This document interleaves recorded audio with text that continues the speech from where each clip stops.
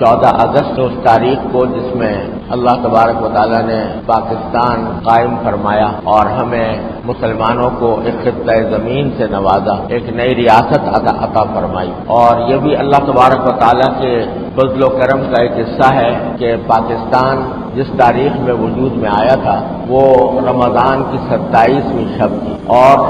جمعۃ الوداع تھا۔ اس میں اللہ تبارک و تعالیٰ نے اس مبارک رات میں اس ریاست کو وجود بخشا۔ یہ اللہ تبارک و تعالیٰ کا خاص فضل و کرم تھا کہ مسلمانان ہند جو انگریز اور ہندو کی دوہری چکی میں پس رہے تھے، ان کو ان کے مطالبے کے مطابق اللہ تبارک و تعالیٰ نے یہ خطہ زمین، یہ ریاست عطا فرمائی۔ یہ اللہ جل جلالہ کی اتنی بڑی نعمت تھی اور ہے کہ جس پر اللہ تبارک و تعالیٰ کا جتنا شکر ادا کیا جائے کم ہے۔ آج ہم اپنے ملک کے افسوسناک حالات کا بکثرت شکوہ کرتے ہیں اور یہ شکوہ حق بجانب بھی ہے۔ ہم نے اس دوران بہت کچھ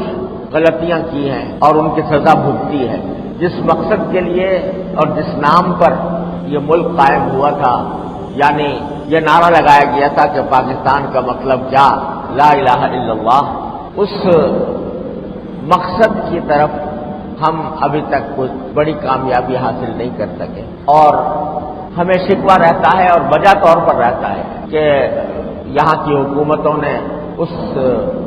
مقصد سے بے وفائی کی ہے جس مقصد کے تحت مسلمانوں نے اتنی عظیم قربانیاں دی۔ ہمیں یہ شکوہ بھی رہتا ہے اور وجہ طور پر رہتا ہے کہ یہاں بدعنوانی کا بازار گرم ہے۔ ہمیں یہ شکوہ بھی رہتا ہے اور وجہ طور پر رہتا ہے کہ یہاں عریانی اور فحاشی ہے، یہاں لوگوں کو کی جان و مال اور آبرو کی حفاظت نہیں ہے، یہاں لوگوں کے ساتھ ظلم کیا جاتا ہے، غریبوں کے ساتھ ناانصافی ہو رہی ہے۔ یہ سب باتیں اپنی جگہ درست ہیں اور ان سب باتوں کا شکوہ کرنا کوئی غیر معمولی بات نہیں، لیکن ان سب باتوں کے باوجود ہمیں یہ نہیں بھولنا چاہیے کہ پاکستان اللہ تعالیٰ کے فضل و کرم سے آج بھی ہمارے لیے ایک بہت بڑی نعمت ہے، نعمت عظمیٰ ہے، اور اللہ تبارک و تعالیٰ نے اس ملک کی بدولت ہمیں بہت کچھ دیا ہے۔ اللہ تبارک و تعالیٰ کے فضل و کرم سے اس ملک کے وسائل ایسے ہیں کہ شاذ و نادر کسی ملک کو ایسے وسائل مہیا ہوتے ہیں۔ یہاں صحرا بھی ہیں، پہاڑ بھی ہیں، دریا بھی ہیں، سبزہ بھی ہیں، یہاں کھیت بھی ہیں، یہاں اللہ تبارک و تعالیٰ نے بہت کچھ عطا فرمایا۔ بہت سے ملکوں کے اندر کوئی یہ وسائل مہیا نہیں ہوتے جو اللہ تبارک و تعالیٰ نے ہمیں عطا فرمائے، اور اس لحاظ سے بھی اللہ تبارک و تعالیٰ کی یہ نعمت ہے کہ پورے کرۂ زمین کے اوپر یہ واحد ملک ہے جو جس کے دستور میں یہ بات طے شدہ قرار دی گئی ہے کہ اس کائنات پر حکمرانی اصل میں اللہ جل جلالہ کی ہے۔ پاکستان کا دستور اس کی قرارداد مقاصد سے شروع ہوتا ہے جس میں اس بات کا اقرار و اعتراف کھلے لفظوں کے ساتھ موجود ہے کہ کائنات پر اصل حکمرانی اللہ جل جلالہ کی ہے، اور اگر کوئی شخص حکمران بنتا ہے تو وہ اللہ تبارک و تعالیٰ کی مقرر کردہ حدود کے اندر اس حق کو استعمال کرنے کا پابند ہے۔ آج کی سیکولر جمہوریت جس کا راز ساری دنیا الاپتی ہے، اس کا بنیادی نقطہ نظر یہ ہے کہ حکمرانی عوام کی ہے، یعنی عوام گویا ان کو حکمرانی کا حق حاصل ہے اور ان کو حاکمیت کا حق حاصل ہے۔ وہ جس چیز کو اچھا کہتے ہیں وہ اچھی ہے، جس کو وہ برا کہتے ہیں وہ بری ہے، لیکن ہمارا دستور یہ کہتا ہے کہ حاکمیت اللہ کی ہے۔ یہ وہ بات ہے جو قرآن کریم میں فرمائی ان الحکم الا للہ، حاکمیت کسی کی نہیں ہے سوائے اللہ جل جلالہ۔ یہ بات دنیا کے کسی دستور میں موجود نہیں، کسی مسلمان ملک کے دستور میں یہ بات موجود نہیں ہے کہ حاکمیت اللہ کی ہے اور اسی کی مقرر کردہ حدود کے اندر حکمرانی کا حق استعمال کیا جائے گا۔ بڑے بڑے نامور اسلامی ملک موجود ہیں لیکن کہیں پر یہ بات نہیں ہے۔ تو یہ اللہ تبارک و تعالیٰ کے فضل و کرم سے جسے کہنا چاہیے کہ دستوری اعتبار سے ملک کا قبلہ درست ہے، اور یہ ایسا ہے جیسے کہ ایک کافر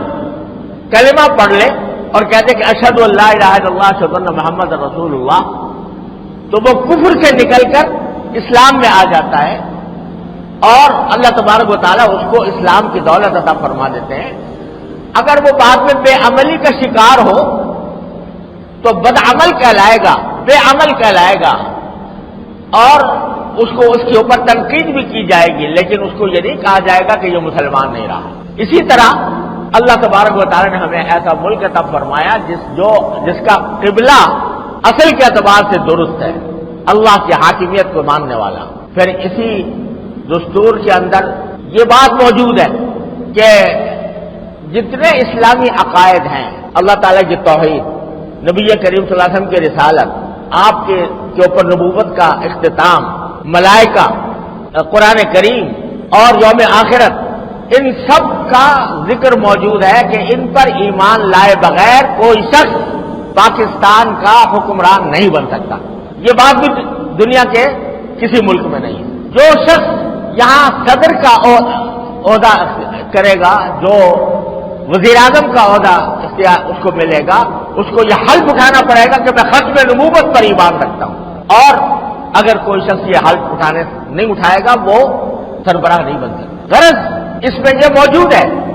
اور اس کا راستہ آج بھی کھلا ہوا ہے کہ یہ موجود دستور کے اندر یہ بات موجود ہے کہ ملک کا کوئی قانون قرآن و سنت کے خلاف نہیں بنایا جائے گا. اور